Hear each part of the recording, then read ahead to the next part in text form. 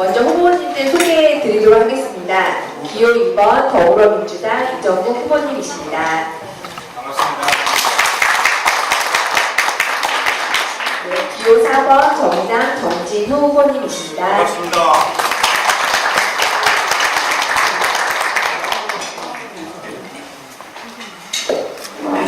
거듭 말씀드리지만 저희가 본격적인 이 선거 운동이 시작이 되어서 사실 이제 분초를 갖추면서 다니셔야 되는 이 후보님들 위해서 이렇게 귀한 시간을 내서 자리에 참석해 주셨습니다. 이 참석해 주신 것만으로도 이 사회복지인들에 대한 애정, 또 사회복지에 대한 관심을 보여주시는 게 아닌가 이런 생각을 합니다. 그러면 지금부터 마지막 토론이기 때문에 후보님들의 다시 한번 이 사회복지에 대한 정책 공약을 듣고 토론을 이어가는 걸로 하겠습니다. 먼저 기호 2번 더불어민주당 이정국 후보님의 사회복지 정책 공약을 한번 듣도록 하겠습니다. 부탁드립니다. 안녕하십니까. 야권 단일후보 기호 2번 더불어민주당 이정국입니다. 먼저 경기도 사회복지협의회 안양시 지회 주관으로 초청으로 오늘 사회복지 정책 제안으로 사회복지사 처우 개선이란 주제로 토론을 갖게 된 점을 매우 뜻깊게 생각합니다. 비록 우리 안양이라는 지역이 지역적인 토론이나 정부 정책을 개선하는 데 조그마한 도움이 되기를 바라는 마음에서 성실하게 토론에 임하겠습니다. 현재 우리 안양시 관내에는 약 230여 분의 사회복지사님들이 활동하고 계신 줄 알고 있습니다. 이 자리를 빌려서 어렵고 힘든 복지 현장 조건이나 열악한 근무 환경에서 맡은 바 소임을 다해 주시는 여러분의 노력에 깊이 감사드리고 합니다. 저는 여러분의 열정과 수고를 매일매일 피부로 직접 눈물겹게 느끼고 있습니다.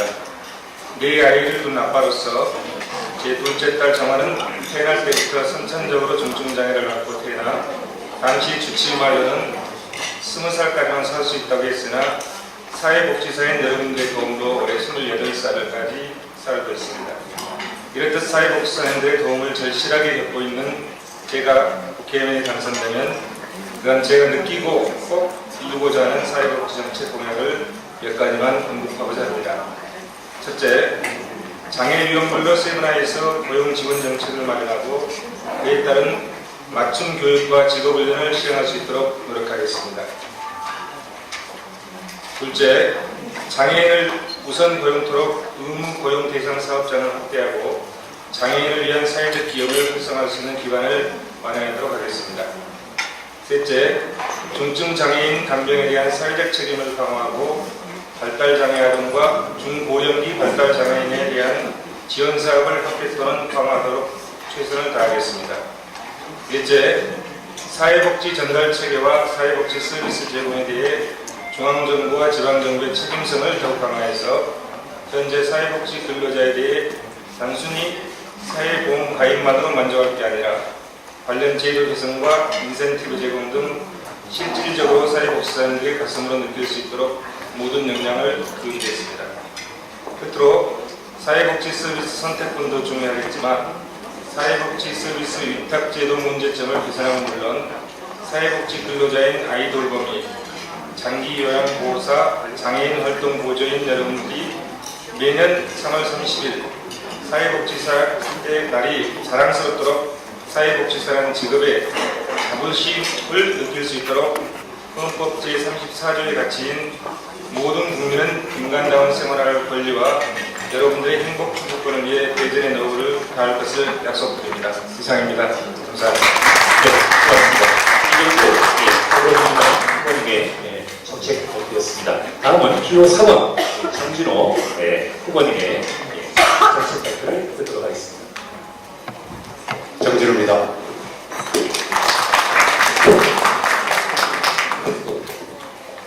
먼저 사회복지사의 날 여러분들께 진심으로 축하드리겠습니다. 이 한 송이의 꽃이 피우기 위해서는 물과 햇볕과 바람과 이런 것들이 많이 필요하죠. 저는 사회복지사 여러분들이 우리가 지향하고 있는 인간다운 삶을 살기 위한 그런 조건을 만드는 데 있어서 햇볕과 공기와 바람과 물과 같은 그런 존재라고 생각합니다. 혹시 우리 정의당이 내세우는 강령 들어보셨습니까? 들어보셨나요? 우리 정의당이 지향하는 강령이 정의로운 복지국가입니다.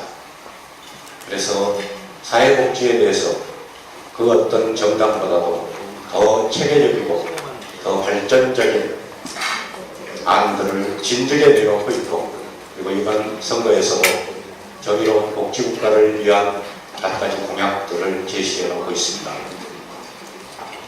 저는 28년 전에 학교에 교사로 재직했던 시기부터 교육운동을 해왔는데 2000년 초에 어떻게 하면 북유럽과 같은 사회복지의 확장을 우리 사회에서 가능하게 할 것인가라는 3년에 걸친 연구를 실시한 바 있습니다. 그 중에서 제가 천작했던 부분은 교육을 복지의 부분으로 보면서 교육을 어떻게 사회복지적인 측면으로 접근할 것인가.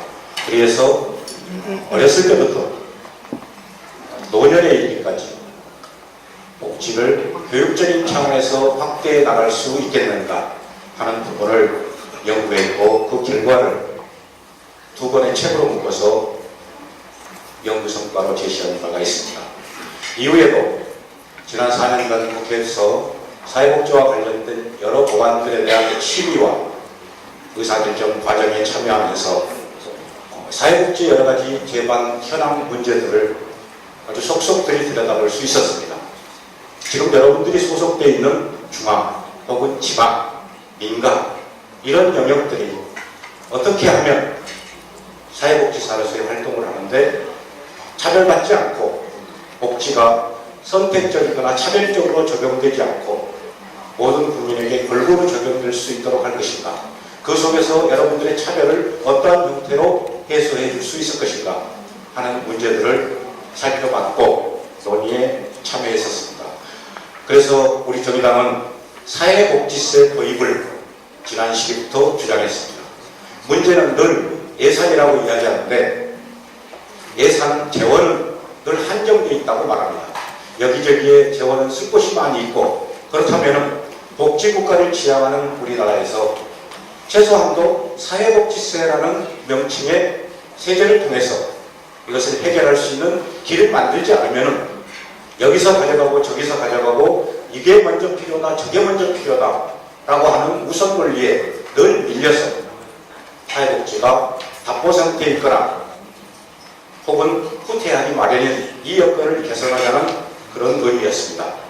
중심적인 내용들은 토론 과정에서 말씀드리기로 하겠지만 저희들은 이와 같은 사회복지세 도입을 통해서 우리의 사회가 최소한도 복지에 있어서는 차별이나 지역적 차별이나 대상에 대한 차별, 그리고 그것을 중간 역할을 하시는 여러분들, 한송이 꽃을 피우기 위해서 물과 바람과 공기와 같은 역할을 하시는 여러분들의 처우가 똑같이 개선될 수 있는 이런 여건을 만드는 것, 이것은 법을 통한 항구적인 그리고 안정적인 뒷받침이 있다. 저희들은 이렇게 보고 있습니다. 토론 과정에서 보다 상세한 말씀은 드리도록 하겠습니다.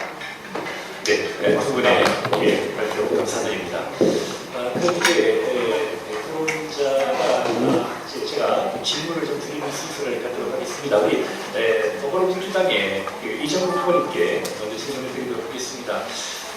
지금 이제 안양시의 구체적인 종사자 수치까지 파악하고 계시고 또 내 아이의 다둥이 아빠로서 그런 아픈 손가락이 있으신 개인적인 소회를 얘기하시면서 법률적 근거를 바탕으로 이 사회복지사의 어떤 처우들을 위한 실효적인 조치들을 좀 하시겠다라는 건데, 구체적으로 어떤 부분들을 좀 꼭 집어서 얘기한다면 어떤 부분을 더 좀 현실적으로 좀 추진을 하실 계획이십니까? 제가 이제 구체적인 거는 잘 모르지만 많이 배우러 왔거든요. 그래서 이렇게 생각합니다. 롤즈라는 학자가 얘기하기를 우리 사회의 가장 낮은 계층이 가장 높은 만족을 이룰 수 있도록 사회가 이루어져야만이 행복한 사회가 된다고 얘기했습니다. 그걸 아마 이제 영어로 표현하면 최소 극대화의 법칙이라고 그러거든요. 그러면 두 가지 방안이 있다고 생각합니다. 그걸 시행하기 위해서는 일단 복지 정책이 제대로 수립이 돼야 되고 그 복지 정책을 시행하는 우리 사회복지사님들의 처우나 이런 부분이 제대로 잡혀 있어야만이 이루어질 수 있다고 생각합니다. 그래서 복지사의 처우가 지위라든지 처우가 개선돼야만이 사회복지의 질이 올라가고 그에 따라서 롤즈에게는 만족도가 더 올라간다고 생각됩니다. 그런 의미에서는 제가 내용은 잘 모르지만 제가 국회에 된다면 그런 부분을 잘 파악해서 사회복지사의 지위나 처우를 개선할 수 있도록 적극적으로 노력하도록 하겠습니다. 네, 고맙습니다.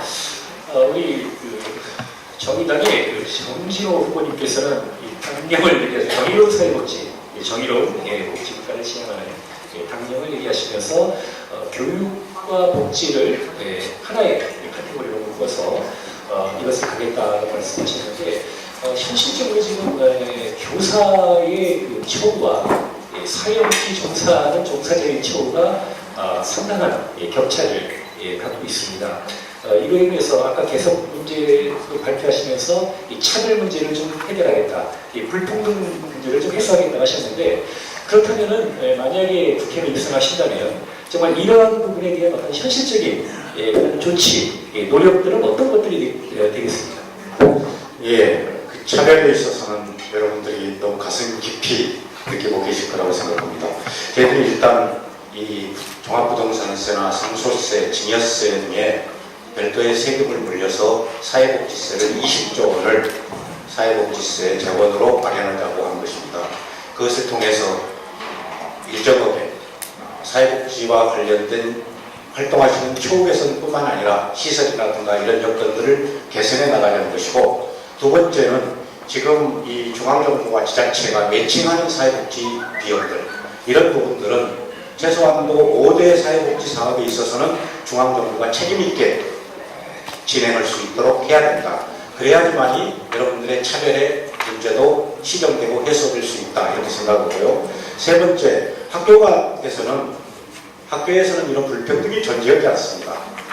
그런 것을 근원적으로 꼭 해결할 수 있는 길은 사회복지에 대한 사회복지사 퇴에 대한 일반적인 이 법령을 만들고 그에 따라서 시행하도록 하는 것이라고 여깁니다. 네, 지금 이제 복지세 신설을 말씀을 하셨는데 결국 이제 증세에 관한 문제이겠습니다. 사실 이 증세는 이제 국민들한테 상당히 예민한 부분이고 사실 국민적인 합의가 뒤따라야 되는 문제인데요. 박근혜 정부 때도 사실은 증세는 없다 해놓고서 담배세를 올리고 그래서 결국 서민의 부담만 가중되는 그런 결과를 초래한 상황인데요.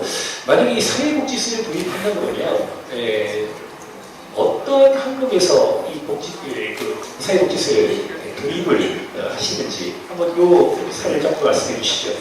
증세 없는 복지는 허구다라는 것을 여당 원내대표가 이야기해서 한번 아수라장이 된 적이 있었죠. 저희들은 법인세, 저는 기업이 열심히 노력해서 돈을 버는 것은 존중해야 된다고 생각합니다. 그러나 필요 이상 그것을 사회적으로 재투자하지 않고 그대로 재벌의 곳간에 쌓아놓는 형태는 반드시 재벌의 존중을 위해서도 시정돼야 된다고 생각하기 때문에 법인세나 종합부동산세, 그리고 상속세, 증여세, 그 다음에 고소득자의 소득, 이 5군데에서 재원을 마련하기 위한 이 사회복지세 도입을 주장하고 있습니다. 네.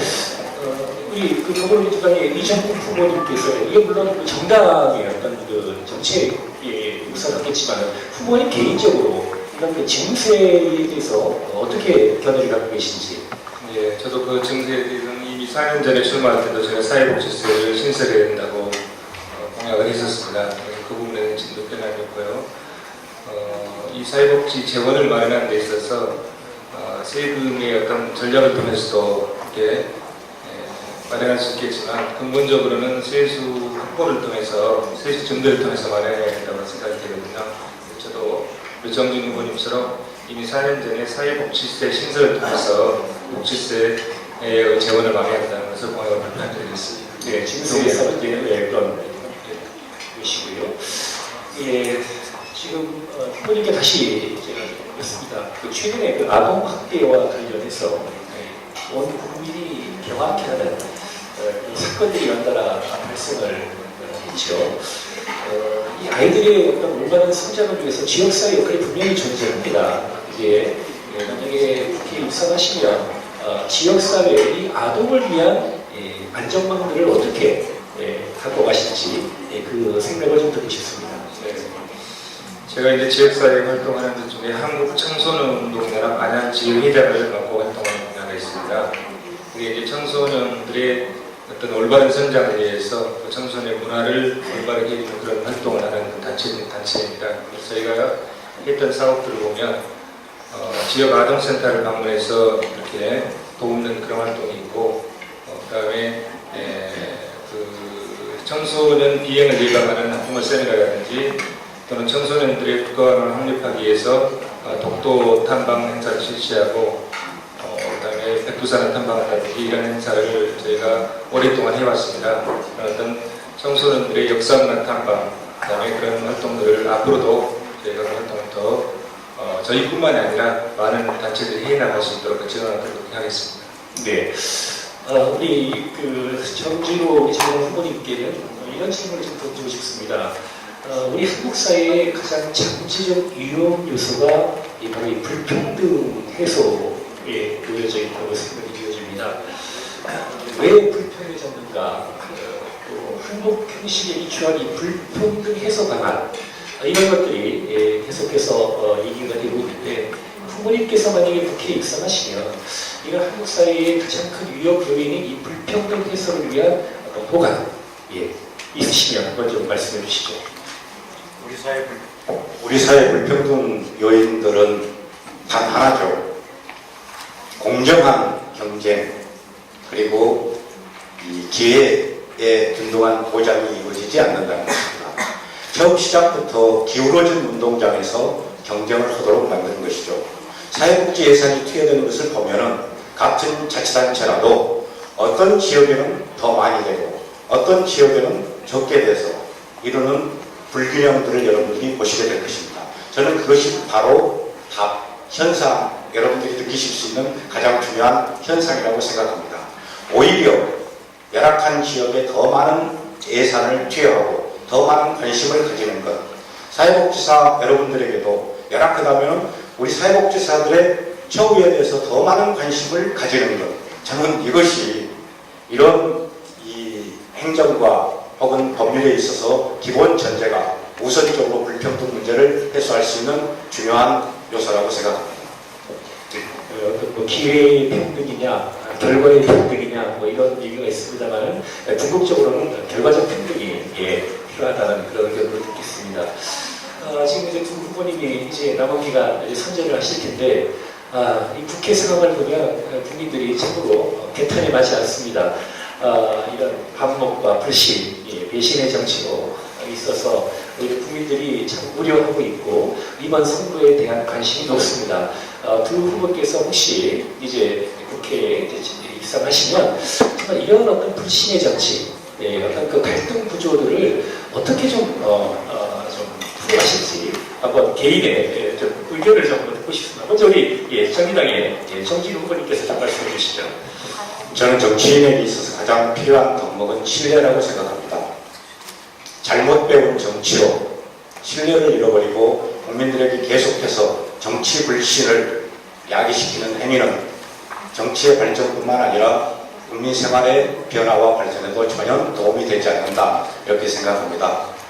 약속을 지킬 수 있는 정치, 조그마한 실천이라도 국민들과 함께 할 수 있는 정치, 이런 정치인이 돼야 되고, 이런 정치 문화, 이런 국회를 만드는 데 있어서 지난 4년간 제 나름대로 열심히 노력했고, 다시 국회의원이 돼서 활동하게 된다면 그런 방향으로 늘 함께 모색하고 함께 대화해서 조정해 나가는 그런 것들이 국회의 역할이지 않을까 생각합니다.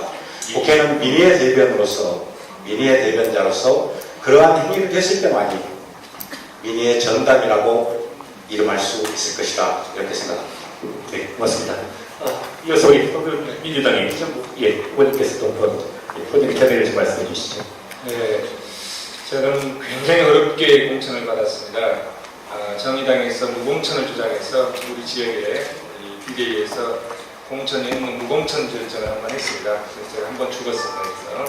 그래서 13년 동안 지역을 갈고 나갔다 해서 비례대표를 하다 해서 비례대표 신청을 했다가 또 한 번 죽었습니다. 두 번 죽고 공천을 받아봤습니다. 정의란 무엇일까 이런 좀 생각을 해봤는데 이번에 더더욱 생각해봤습니다. 정의라는 것은 공정한 기회가 제공되고 그 기회를 통해서 서로 경선을 통해서 공평하게 후보가 선정되는 것이 정의가 아닌가 생각됩니다. 그러나 공천을 무공천을 요구하고 기회를 박탈하는 것은 저는 그건 정의가 아니지 않나 생각됩니다. 그래서 우리 아이들에게도 정말도 정의로운 사회, 공정하고 평등한 사회가 될 수 있도록 제가 열심히 노력하도록 하겠습니다. 네, 고맙습니다.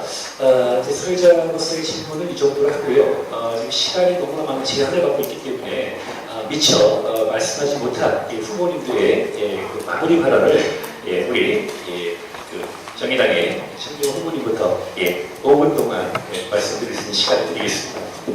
예, 짧은 시간 동안 사회복지와 관련된 문제를 이야기했습니다만 어찌 이 몇 마디 말을 가지고 사회복지와 관련된 제 생각을 다 표현할 수 있었겠습니까? 그리고 다른 이야기는 저는 하지 않았습니다. 다만 우리 이정부 후보께서 정의당에서 이 지역 무공천을 주장했다, 요구했다 하셨는데 그 부분에 대해서는 우선 한 말씀 드리지 않을 수 없습니다. 지금 같은 인려 다야 구도에서는 새누리당의 이 잘못된 정책들 그리고 실정들을 심판할 수 없다는 생각에 가치 중심의 야권 연대를 요구했고 그에 대한 화답으로서 제가 교섭 대표로서 교섭에 참여했습니다. 그렇지만 제가 이 지역을 교섭 대표로 참여하면서 무공천 요구했던 적은 없습니다. 다만 그쪽 지역에서 알아서 비워놓고 있다가 나중에 공천한 것입니다. 그 다음 사회복지와 관련해서만 말씀을 드리겠습니다. 한 아이를 키우는 데는 부모뿐만 아니라 온 마을이 필요하다. 이 말씀 잘 아실 것이라고 생각합니다. 그런데 우리나라의 현재 이 복지와 관련된 제반 부서와 정책들을 살펴보십시오. 교육부에서 방과후 학교, 그리고 보건복지부에서 지역아동센터, 여성가족부에서 아이돌 도움 사업. 칸막이가 딱딱 쳐져 있다 보니까 공무원들은 자기 칸막이를 넘어서 일체의 사고를 하지 않으려고 합니다. 저는 이것을 조정해야 되고 그랬을 때만이 사회복지와 관련된 일관된 체계, 저는 부서의 통폐합을 요구하는 것은 아닙니다. 최소한도 해당 부서를 사회부총리가 있기 때문에 사회부총리 소속에 넣어서 지도 감독을 하게 한달지 아니면 총리실에 둔달지 해서 이 체계를 넘나들 수 있도록 해야 됩니다. 그래야지 협업이 이루어지고 그 협업 속에서 저는 올바른 사회복지 정착이 이루어질 수 있을 것이라고 그렇게 생각합니다. 그 다음 지역에서는 지역의 아동학대 말씀하셨는데 학교, 경찰, 이 사회복지사 이 세 체계가 여기서도 똑같은 협업의 형태로 일이 처리되고 진행이 된다면 오늘날 우리가 언론에서 보는 아동학대와 같은 문제가 과연 지금과 같은 형태로 국민들에게 충격을 줄 수 있겠는가 하는 부분을 늘 생각하게 됩니다. 뿐만 아니라 아까 말씀드렸듯이 우리 사회복지사분들의 처우 개선, 이것은 예산이 없으면 불가능한 거고요. 별도의 어떤 진열하기보다는 사회적 책임의 의무를 물어서 사회에 환원될 수 있는 체제를 만들자는 것이지 저는 불필요한 이 증세를 하자는 것은 아니라는 것을 저는 우리 국민들께서 모두가 다 납득하시리라고 봅니다. 또한 이 사업자, 사업공간 이 부분에 있어서 이 국가 시설물이나 자원에 대한 무상인데 이런 것들도 좀 계속 열어나가야 됩니다. 다행히 2015년에 이 목포의 노들공원 주차장을 그런 형태로 임대한 사례가 있기 때문에 사회복지와 관련된 제반 시설들도 국가 자원에 대한 무상 임대 등의 과정들을 더 넓혀서 우리의 사회복지 사업이 지역에 튼튼히 뿌리내릴 수 있도록 하는 여건을 만드는 것 또한 매우 중요한 일이라고 생각합니다. 한정된 재원 속에서 어떻게 하면 국가 자원을 최대한 활용해서 복지에 사용될 수 있도록 할 것인가 하는 것은 저는 의지의 문제라고 여기고 있습니다. 이후 국회의원 다시 된다면 이런 것들을 지역사회에서 중앙정부까지 일관성 있게 재편되고 그리고 추진될 수 있도록 모든 노력을 다하겠습니다. 감사합니다. 네, 고맙습니다. 서울의 이정도 후보님께서도 말씀을. 예, 제가 서울에 가서 버스를 타보면 버스가 굉장히 쾌적하더라고요. 버스가 이렇게 급하게 출발도 않고 시간에 맞춰서 잘 운행하는데 안양에서 버스를 타면 이 시간도 잘 안 맞고 신호등도 위반하고 굉장히 위험스럽게 운전하죠. 그 이유가 뭔지를 제가 오늘 알았습니다. 버스 옆에 가보니까 서울은 버스 공영제를 실시하기 때문에 8시간 근무하고 쉬는 3교대에 운행을 하고 있더라고요. 근데 안양은 24시간 근무하고 24시간 쉬는 그런 형태의 버스를 운영하고 있습니다. 이건 뭐냐면 시민들이 안전한 버스의 서비스의 혜택을 받기 위해서는 버스 기사들이 정말로 제대로 운전을 하고 제대로 근무를 해야만이 안전한 서비스를 받는다고 생각됩니다. 그에 비해서 제가 서울의 버스 공영제를 경기도에도 확대 적용을 해야 된다고 제가 강력하게 주장을 하고자 했습니다. 마찬가지로 생각됩니다. 아까 제가 말씀드렸듯이 롤즈가 얘기한 사회 극대화 원칙은 우리 사회의 가장 낮은 계층이 가장 높은 만족을 가질 수 있도록 복지정책이 이루어져야만이 그것이 복지국가로 저는 생각합니다. 그러기 위해서는 아까 말씀드렸듯이 복지정책도 있지만 그것을 시행하고 있는 현장에서 시행하고 있는 사회복지사들이 어떤 역할을 하느냐에 따라서 복지의 질이 틀려지고 그 복지를 받는 서비스에 받는 사람들의 그 서비스의 만족이 틀려진다고 생각됩니다. 그래서 우리 사회복지사들도 2교도에 하고 있는 것을 3교도로 바꿔야 되고 그에 따른 처우가 개선됨으로 인해서 복지 질이 향상되고 우리 그 만족이 이루어지는 그런 방향으로 저희들이 적극적으로 노력하고 대변할 생각입니다. 영청해 주셔서 감사합니다. 고맙습니다. 네, 고맙습니다. 저희는 시킬 겸 플로어에서 지금 이 두 후보님의 여러 가지 정책 공약과 또 앞으로의 포부를 들으셨는데 추가적인 좀 궁금하신 사항이 있으신 분은 지금 손을 들어 저쪽에 계시네요. 마이크 좀 네, 안녕하세요. 저는 지역학생에서 왔는데 지금 후보님 말씀을 들어보니까 사실 비슷한 부분도 많고 비슷한 부분이 많이 느껴져서 그러니까 두 분이 혹시 그 두 후보님이 단일화의 가능성은 없는지 아니면 단일화가 안 된다면 내가 꼭 국회의원이 되어야 되는 정말 딱 한 가지라면 국회의원이 되면 이 부분은 반드시 하겠다라고 하는 게 특색 지어진 게 뭔지 좀 궁금합니다. 네. 예, 후보 단일화의 의향과 내가 꼭 되어야 되는 이유, 이거를 지금 말씀하셨습니다. 자, 그러면 우리 정의당의 먼저 시간에 우리 더불어민주당의 이정국 후보님 부탁드립니다. 제가 정치를 하게 된 이유는 크게 보면 두 가지입니다. 하나는 제가 1984년도에 국립세무대학을 졸업했습니다. 이거는 이제 국가의 재정의 수익 측면을 다뤘습니다. 그때 이제 세무대학이 지금 폐교되고 있는데요. 재정의 지출 측면까지 다루기 위해서 세무대학을 4년제로 개편하고자 노력했지만 결국은 세무대학이 폐교되고 있습니다. 만약에 그때 우리가 재정 지출까지 다루는 세무대학을 확대 개편했다면 지금 약 5,500조에 이르는 우리나라가 국민들이 안고 있는 부채 문제가 발생하지 않았을 수도 있고 만약에 발생했다 하더라도 그에 대한 해결책을 빨리 찾지 않는가 그런 생각입니다. 그래서 저는 국민의 세금으로 국가 학교를 다녔기 때문에 그 국민의 빚진 것을 갚기 위해서 국가 부채 해결을 저는 첫 번째 목표로 두고 정치에 참여를 했고요. 두 번째는 아까 잠깐 말씀드렸듯이 저희 둘째가 20년 산다고 했지만 지금 28년을 잘 살고 있습니다. 우리 둘째 같은 보지도 못하고 눈을 떴지만 보지도 못하고 그다음에 앉지도 못하고 서지도 못하는 그런 중증 장애인들이 우리 사회에 함께 더불어 살아가는 그런 사회를 만드는 게 그래야만이 장애를 가진 부모로서 눈을 감지 않을까 생각돼서 정치를 참여하게 됐습니다. 열심히 하겠습니다. 감사합니다. 네. 후보 단일화에 신분은 피해가시는군요. 네, 정의당의 전진우 후보님께서 말씀해 주시죠. 네, 말씀드리지 않은 것을 제가 먼저 말씀드리겠습니다. 저희들은 이 총선 승리를 통해서 파탄난 민생, 실패한 경제, 그리고 후퇴한 민주주의 이것을 되살릴 수 있다고 봤습니다. 그렇기 때문에 야권 단일화를 가치 중심으로 각 당이 경쟁적으로 성장하되 공통의 분모를 묶어서 가치 중심으로 합치고 그것을 통해서 총선의 승리를 일구어서 이후 대선으로 가자. 그랬을 때만이 우리 사회 정책을 변화시킬 수 있고 지금과 같은 퇴보를 막을 수 있다. 이렇게 생각해 왔습니다.